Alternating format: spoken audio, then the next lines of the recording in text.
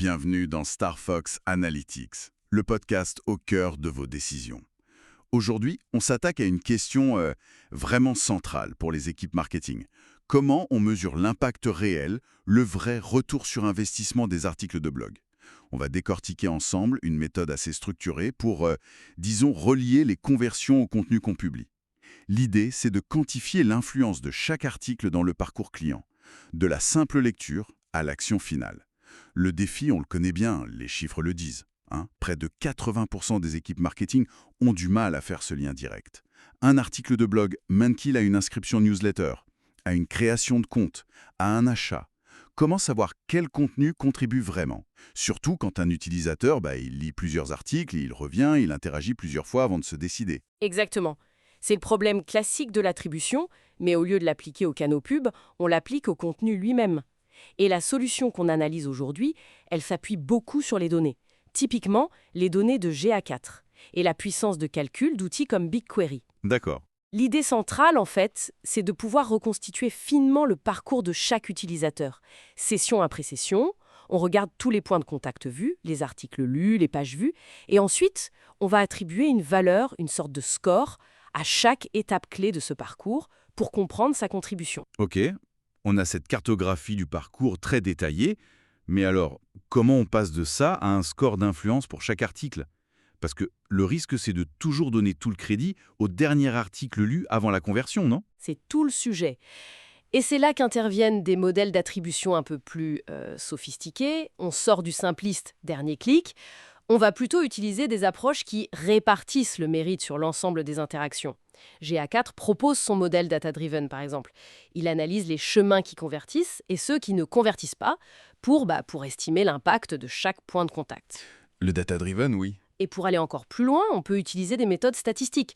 Je pense aux chaînes de Markov ou aux valeurs de Shapley. Ça peut paraître un peu technique, mais l'idée de base, c'est d'évaluer comment la présence d'un article dans un parcours change la probabilité de convertir. On mesure en quelque sorte l'impact marginal de l'article. On simule parfois ce qui se passerait si cet article n'avait pas été lu. Ah oui, c'est fascinant comme approche. Ça change la perspective. Et concrètement, qu'est-ce qu'on obtient comme résultat avec un système comme ça? Qu'est-ce que ça apporte à l'équipe au quotidien? Les résultats sont très concrets.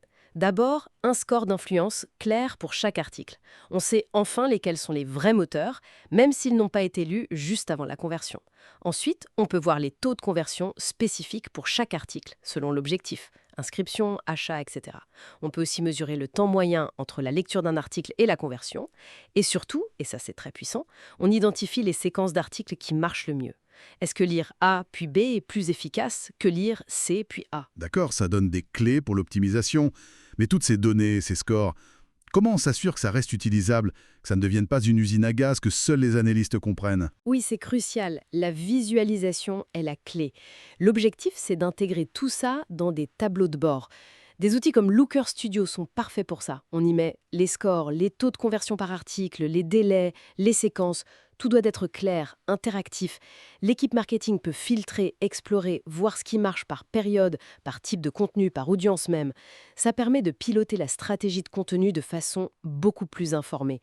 On passe de l'intuition à la donnée d'impact réel. C'est clair.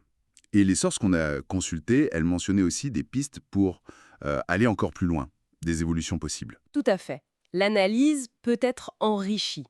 Par exemple, en intégrant des données CRM pour lier l'influence du contenu à la valeur client sur le long terme.